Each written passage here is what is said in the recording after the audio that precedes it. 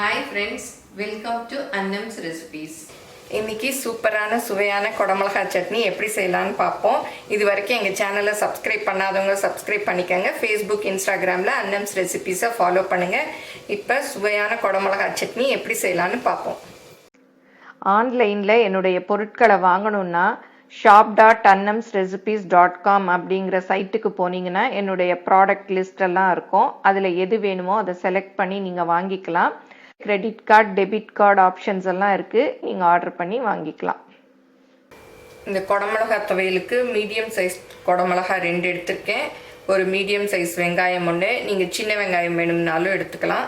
அப்புறம் பச்சை மிளகாய், ஏன்னா க்ரீன் கலராக இருக்கணுங்கிறதுக்காக பச்சை மிளகாய் தான் சேர்த்துக்க போகிறேன். நீங்கள் உங்கள் காரத்துக்கு எவ்வளோ வேணுமோ அவ்வளோ எடுத்துக்கலாம். அப்புறம் கருவேப்பிலை, தாளிக்கிறதுக்கு வரமிளகாய் 2 கிள்ளி வச்சுருக்கேன். கடுகு கொஞ்சம் எடுத்து வச்சுருக்கேன். அப்புறம் இது வதக்கிறதுக்கு 2 ஸ்பூன் உளுத்தம்பருப்பு, அப்புறம் பெருங்காயம் கொஞ்சம், அவ்வளோதான். புளி கொஞ்சம் போடணும், அதெல்லாம் போடுறச்ச பார்த்துக்கலாம். இப்போ எப்படி செய்யலான்னு பார்ப்போம். புளி ஒரு சின்ன கோழி குண்டு சைஸு, வெங்காயத்தை பெருசு பெருசாக நறுக்கியாச்சு. குடமிளகாயும் இந்த மாதிரி பெருசு பெருசாக நறுக்கிக்கணும். ஏன்னா நம்ம வதக்கி அரைக்க தான் போகிறோம், அதனால ரொம்ப பொடியாக நறுக்க வேணாம். பச்சை மிளகாயை முழுசாக போட்டால் எண்ணெயில் வெடிக்கும், அதனால் பாதியாக உடச்சி வச்சுருக்கேன். பேனில் ஒரு 2 டீஸ்பூன் அளவுக்கு எண்ணெய் ஊற்றிக்கலாம். இதில் உளுத்தம்பருப்பு 2 டீஸ்பூன் எடுத்துருக்கோம் இல்லையா, அது போட்டிருக்கேன். நீங்கள் கடலைப்பருப்பு வேணாலும் போட்டுக்கலாம். பெருங்காயம் 1/4 டீஸ்பூன் அளவு, இந்த TT பெருங்காயம் தான் யூஸ் பண்ணுறேன். இது வாசம் இதெல்லாம் சூப்பராக இருக்குது. நல்ல நம்ம செஞ்ச டிஷ்ஷஸும் நல்லா அந்த பெருங்காய வாசனையோட நல்லா இருக்குது. இப்போ வெங்காயம் போட்டுக்கலாம். இந்த பச்சை மிளகாயும் போட்டுக்கலாம்.